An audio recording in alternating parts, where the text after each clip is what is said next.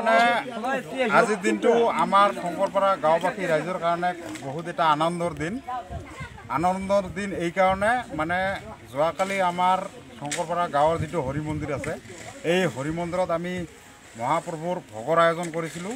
তাতে আমি অতিথি হিচাপে আমাৰ স্থানীয় এজন বিশিষ্ট সমাজসেৱক সুকুমাৰ দেৱনাথ ডাঙৰীয়াক আমি ইয়াত আমন্ত্ৰণ জনাইছিলোঁ। সেই সাপেক্ষে তেখেতেও আহি পেলাই ৰাইজৰ সন্মুখত আমাক প্ৰতিশ্ৰুতি দিছিলে যে আমাৰ মন্দিৰৰ কামটো তেখেতে কৰি দিব বুলি। আমি আজি এইকাৰণে আকৌ বহুত সুখী হৈছোঁ।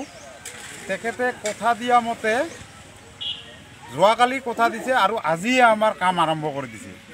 গতিকে এই কামটোৱে আজি আমি তেখেতৰ উপস্থিতিত শুভ আৰম্ভণি শুভ উদ্বোধন কৰিলোঁ আৰু আমি গাঁওবাসীৰ তৰফৰ পৰা আমি সুকুমাৰ দেৱনাথ ডাঙৰীয়াক অশেষ ধন্যবাদ জ্ঞাপন কৰিছোঁ আৰু তেখেতৰ আগন্তুক দিনত উজ্জ্বল ভৱিষ্যত কামনা কৰিছোঁ। ধন্যবাদ।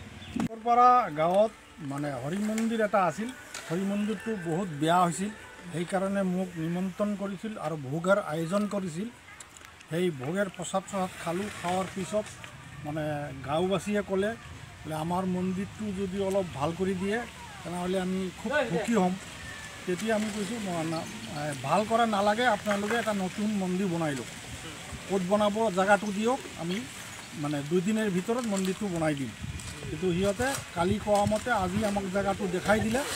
দেখাই দিয়াৰ পিছতে আমি আজিয়ে কামটো আৰম্ভ কৰি দিলোঁ। মোটামুটি 1 মাহৰ ভিতৰত মন্দিৰটো ক্লিয়াৰ কৰি দিম। ৰাইজৰ ওচৰত আমি কৈছোঁ।